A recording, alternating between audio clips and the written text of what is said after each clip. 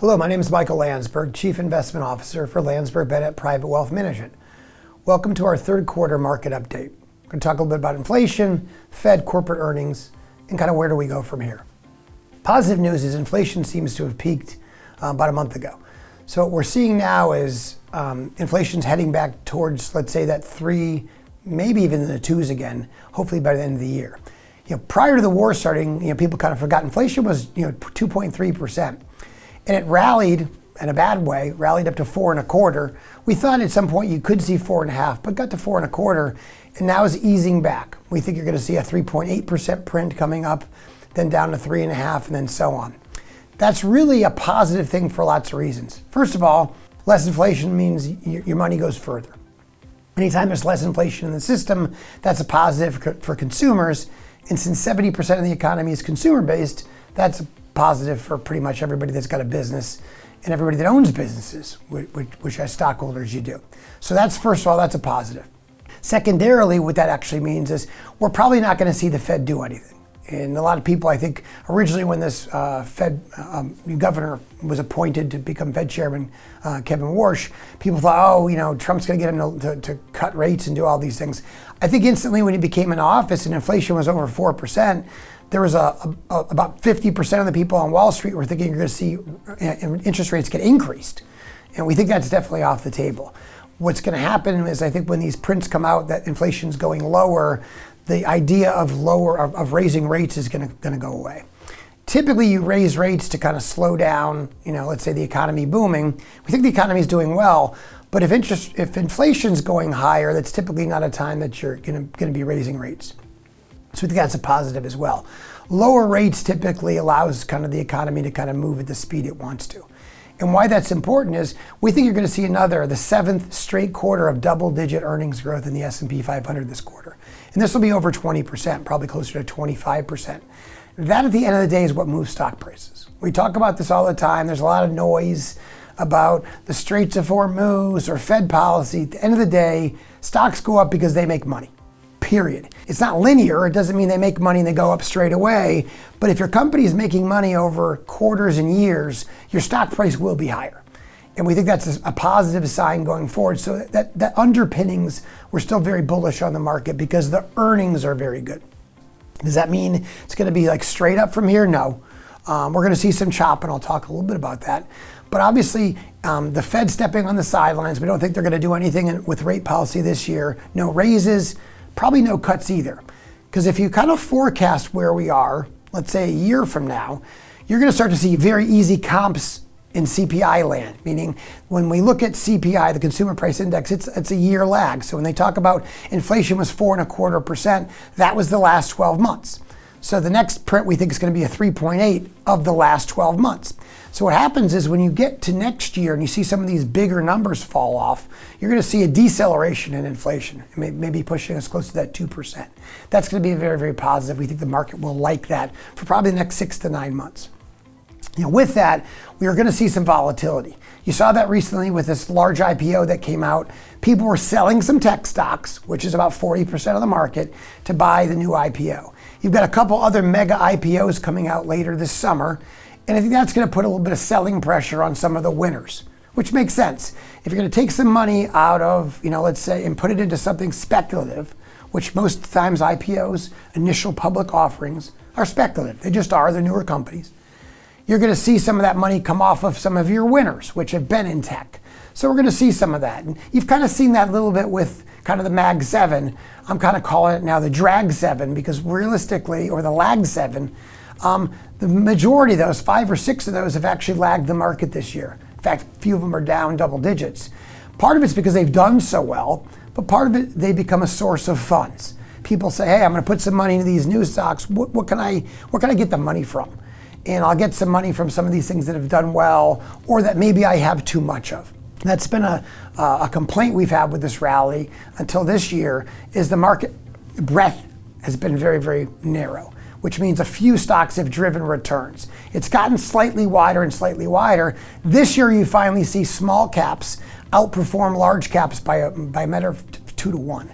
That's a healthy market environment where everybody's participating. The problem with having a few kind of, horses pull the sled is we're relying on those horses, and those horsemen, we all know the big names everybody owns, they were driving a lot of these returns. It's good to see somebody else kind of picking up some of that work. And so we think that's a positive. As the market breadth gets better, the market is healthier. Now again, that chop is going to come from the fact that we've got the ability, I think, to see some selling because people are going to want to put some money into some new ideas. Geopolitically, there's still going to be some chop. The Iran thing, I don't even know if that's a deal or not. I haven't quite figured out what that means. I do see that the price of oil has fallen 35% in the last 60 days, and that's really all we care about. Geopolitics are always a reason not to invest. You can find a reason every single month or year with the threat of this, the threat of that, a crazy person running this country, missiles, whatever it is. You'll always find a reason not to invest. You got to put that aside.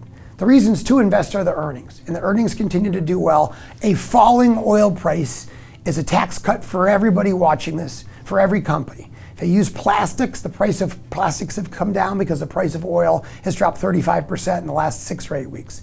That's a positive. So there's a lot of, let's say, positives that are in the market kind of underpinning our belief that we continue to move higher. The chop is going to be because we don't know what's going to happen with Iran. And I think that's something that as the strait opens, you'll start to see a little bit more of this volatility go away. But I don't think we're any closer to a deal than we were 30 days ago. The rhetoric from our side sounds like we got a deal, but I don't see any movement in the strait. Part of what we do as a firm is we don't listen to what people say, we look at what happens in the data. So right now the data says there's not a lot of ships moving in the Straits of Hormuz. So they could tell me it's going to be open, but the reality is it's not really open. That means oil's not moving very quickly. And the problem with that, even if they open the strait tomorrow, anybody that's running an oil company with half a brain took their stuff out of the Strait of Hormuz and put it somewhere else on the planet to move oil on the places that were free moving. To get tankers back there, it's going to take a while. This isn't you driving to Publix and it's a 5-minute drive. This is a long time to move a tanker from Asia back to the Middle East. So you might be talking months, even if they said this thing was done tomorrow, and it truly was. So we think it's going to drag a little bit on with the supply issues for a lot of the world's economies. That being said, the U.S. is energy independent. So we're not relying on a lot of that oil from Strait of Hormuz. China does. And I think that's part of the reason we haven't brought this to a resolution as quickly, is because China gets their oil, a large part of it, from Iran. And so the fact that the strait has been clogged up has been a cog, for example, in our wheel that we've been trying to use to stop some of the expansion that China's doing economically. I think it's some geopolitics behind this play, is to make it kind of work slow. It's one of the reasons that we went after Venezuela. There is some method to the madness here of going after some of these places that have some ties to the Chinese, because the Chinese don't produce their own oil. They need to buy oil from other places. And if we can slow that down, that's been a positive, at least this administration thinks so economically. So we think that geopolitics, that's still going to be a risk there. But again, the earnings are what drive stocks. And what we're seeing is earnings are continuing to do very, very well.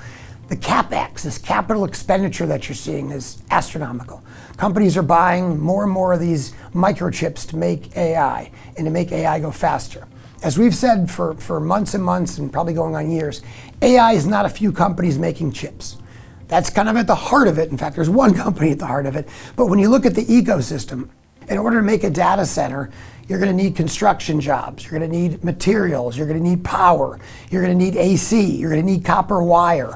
All those companies do very, very well in that environment. In fact, one of our best plays in the last 3 or 4 years has been an air conditioning company, of all things, AC, HVAC, for data centers. Yeah, the chips have done really well, but you know what? Supplying AC to these places that get very, very hot. You and I both know if you use your laptop for like 2 hours, it gets hot. Can you imagine a room full of 1,000 of these things in a small room, how hot it gets? The AC is very, very important. So this ecosystem is very, very important for investors. And as long as the capital expenditures remain very, very high, it should be a positive. AI, there's a lot of positives about it. And I'm actually going to send out a letter in the next week or two, kind of deep diving a little bit of the things that we see, the pros and cons. Overall, it's a very, very positive for much of the U.S. economy. Companies are going to make more money, they're going to be more productive, and we think ultimately it's going to lift a lot of the kind of the boats, if you will, in corporations. You know, we're going to have some job relocation or dislocation, but overall, it's going to be very positive. Our job is to try to find who's going to make the most money from AI and from that implementation. Right now, we're still in the picks and shovels, which is basically we're still a company that are looking to sell picks and shovels to people going to get the gold rush. We don't know who's going to win the AI race, but I want to supply the arms to the AI race. So we're going to make sure that we're buying those chip makers, those cable companies that are supplying copper wire, HVAC, things like that. Companies that can generate power, water, things that are very, very necessary to run AI are very, very important. And we think that's a continuation for the next couple of years as we're seeing this proliferation of these things. The positive is 80% of the big AI companies on the planet are located in the US.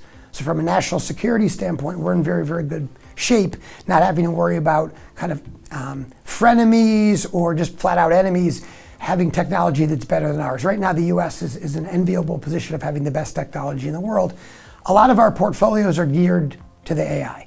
And again, it's not just the chips. It can be the utility companies. It can be these other things that are kind of adjacent to AI that are going to do very, very well. Power companies that are looking at nuclear. It's going to be another way for us to have power, another way for us to play it.